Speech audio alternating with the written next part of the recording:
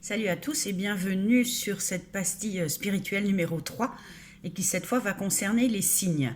Donc je vais répondre à deux questions, je vais essayer de les regrouper à chaque fois dans les pastilles.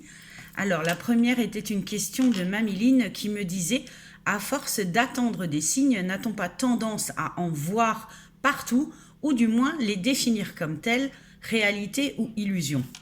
La deuxième était une question de Laura qui me dit: je vois pratiquement tous les jours une plume, peu importe où je suis, mon regard est attiré, je crois qu'on essaye de me dire quelque chose. Voilà, donc nous allons parler des signes, je vais vous répondre. La première question nous disait: à force d'attendre des signes. Donc déjà, quand on les attend, ce ne sont plus des signes. Les signes viennent comme les synchronicités, se mettre sur notre chemin comme des petits cailloux pour le petit pousser, pour nous amener à une réponse. Alors soit une réponse qu'on va entendre par le titre d'une chanson, les paroles d'une chanson, une conversation qu'on va entendre à la volée, soit dans une publicité. Soit effectivement des plumes, soit effectivement des pièces de 1 cent aussi, 1 centime d'euro. Voilà, ça, ce sont considérés comme des signes.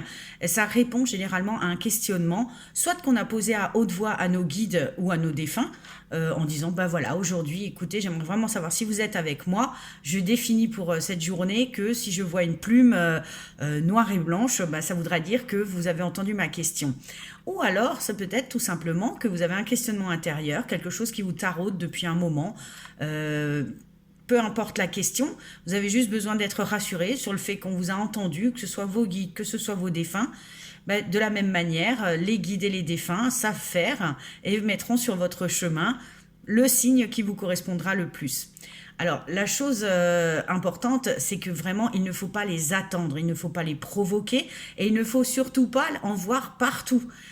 Si vous avez près de chez vous beaucoup de pigeons, comme c'est le cas près de chez moi, chaque jour quand je marche, je vois des plumes de pigeons. Comme je les vois chaque jour et que je sais très bien qu'il y a des pigeons au bout de ma rue, je vais bien me dire que c'est pas un signe. Il faut des fois avoir un peu de discernement et se rendre compte quand c'est vraiment un signe, ça vient de manière fortuite, non attendue et ça répond. Vous savez que c'est un signe, à tel point que si vous l'expliquez à quelqu'un, bah, ça n'a même pas le même sens pour lui. Vous savez que c'est une réponse pour vous. Si maintenant je suis en train de me poser une question, vraiment, j'ai besoin qu'on m'encourage et que je vais voir voler dans mon salon alors qu'il n'y a aucune raison, bah, une petite plume qui va aller se poser, ça c'est un signe. De la même manière, il faut savoir que les signes ne sont pas forcément en réponse immédiate. Par exemple, hier, j'ai posé une question à mes guides et je leur ai dit, bon ben voilà, si vous êtes avec moi, si vous êtes d'accord avec ce que je pense, j'aimerais entendre le mot âme ou le lire là, dans la demi-heure. Alors, c'était un peu débile, étant donné que le mot âme, vous pensez bien que je risque de le lire beaucoup plus, enfin plus d'une fois dans la journée. Mais voilà, j'ai choisi ce mot, il est venu intuitivement, donc bon, je me suis dit, bon, allez, on prend. Et il s'est rien passé. Bien évidemment, il s'est rien passé. Je suis passée à autre chose, j'ai passé ma journée. Le signe, ça je vous en parlerai après, du signe que j'ai eu. Par contre, le mot âme est venu hier soir. Et fortuitement, dans une série télé, j'ai entendu le mot âme. Et la phrase entière où était utilisé ce mot répondait vraiment et m'a vraiment parlé. Et c'est là que je me suis, ça a fait tilt. Je me suis dit, bah oui, mais t'as demandé ce matin. J'avais complètement oublié. Donc vous voyez comme quoi ça fonctionne de cette manière-là.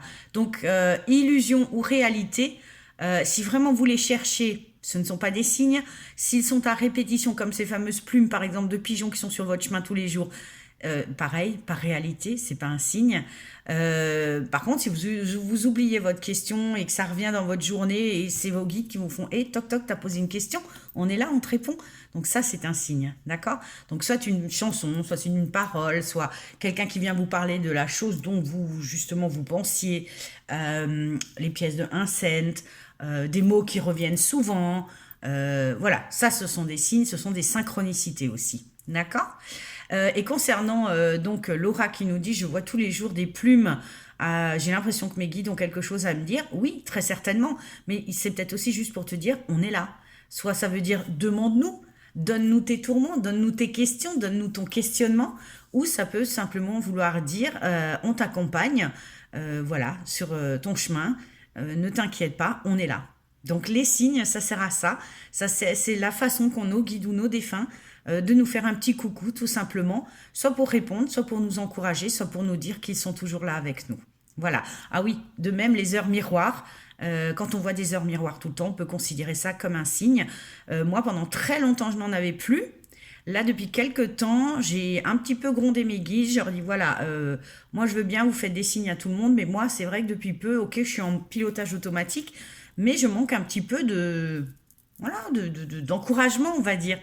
Et bingo, ça va pas louper. Depuis, je vois des heures miroirs tout le temps. Je me réveille à 7h07. Hier soir encore, je prends mon téléphone pour éclairer parce que je m'en sers un peu comme longtemps. Il était 23h23. Ben voilà, tout simplement. Encore une autre façon qu'ont les guides de nous faire savoir des choses. Hier après-midi, j'avais un rendez-vous à 17h. Peu avant 17h, j'écris à mon client pour le prévenir que j'aurais un petit peu de retard. J'avais un petit peu trop chargé mon planning cette semaine. J'en étais consciente. J'avais envie de faire cette guidance, mais je pense que intérieurement, j'étais fatiguée. Et à 17h, pétante, heure à laquelle je devais faire ma consultation, plus de Wi-Fi, plus de données mobiles. Tout a claqué d'un coup. Alors, j'avais ma fille à côté de moi qui me dit, oh, bah, du coup, il n'y en a plus de Wi-Fi, on n'a plus de données mobiles. Elle les a récupérées au bout d'une demi-heure. Et moi, rien du tout pendant 6 heures. Ça veut dire que de hier après-midi à 4h jusqu'à hier soir 10h, j'avais plus rien. Et ça m'a fait le plus grand bien. J'ai posé mon téléphone et je me suis totalement déconnectée de vous, de Facebook. Et voilà, mes guides savaient, eux, que j'avais vraiment besoin de me reposer, vu que j'ai une conférence dimanche, et que j'avais pas prévu de me reposer sur mon planning de la semaine. Donc ça, c'est aussi un signe, c'est un message de mes guides pour dire, écoute, là, il faut prendre un peu de temps pour toi. Donc voilà, les signes, ça se manifeste comme ça.